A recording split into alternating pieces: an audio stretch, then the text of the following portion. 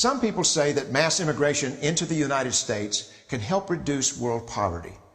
Is that true? Well, no, it's not. And let me show you why.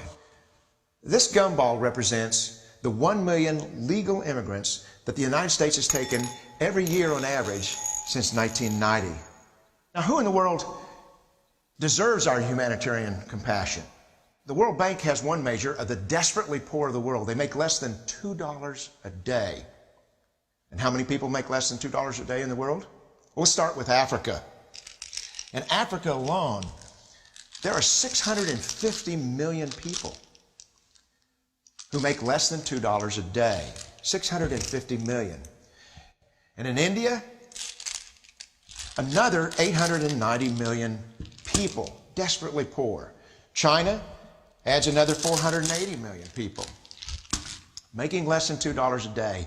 And unfortunately, the rest of Asia has a heartbreaking 810 million people who the World Bank says make less than $2 a day. And finally, there's 105 million of Latin America's population that are desperately poor. All told, the World Bank says there are 3 billion people in the world. 3 billion people who are desperately poor, making less than $2 a day. That's 3,000 gumballs. And every year, we take 1 million and suggest that we've somehow made a humanitarian difference. Of course, we don't pull our immigrants from these desperately poor populations, do we? These people are too poor, too sick, too disconnected to make it here as immigrants. We tend to pull our immigrants out of the better off poor of the world.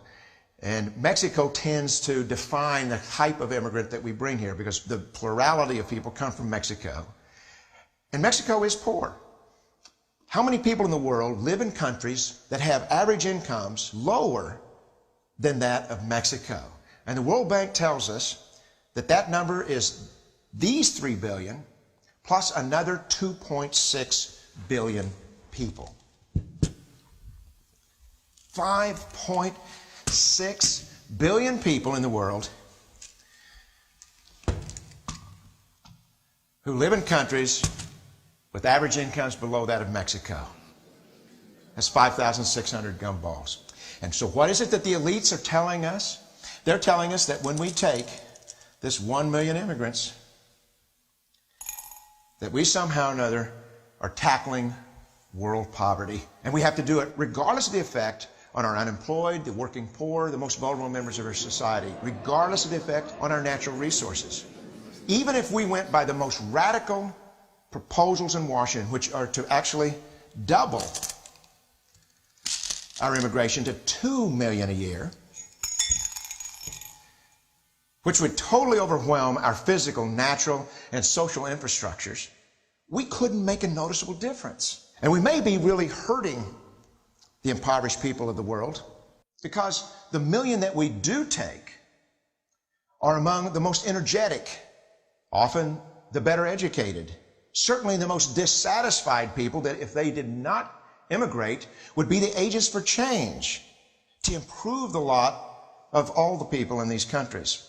The true heroes in the global humanitarian field are the people in these countries who have the wherewithal to immigrate to another country, but instead stay in their countries, to apply their skills to help their fellow countrymen.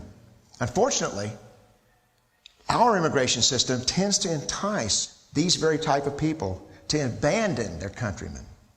The impossibility of making even a dent is actually worse than it looks here. Because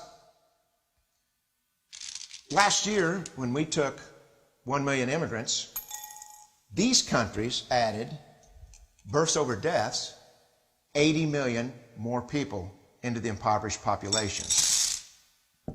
And this year, Congress is bringing in 1 million legal immigrants. And this year, according to the United Nations, these countries are expected to add another 80 million people.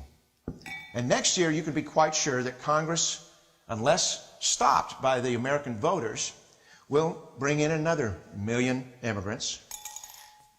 And these countries, unfortunately, will be adding another 80 million people into these impoverished nations. We could take 5 million a year. But we'd never get ahead of what's happening in these countries. Not in this century. Don't you see?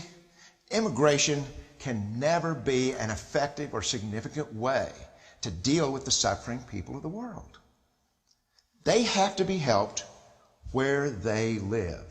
99.9% of them will never be able to immigrate to a rich country. There's no hope for that. They have to bloom where they're planted. The only place that 99.9% of these people can be helped is where they live. Let's help them there.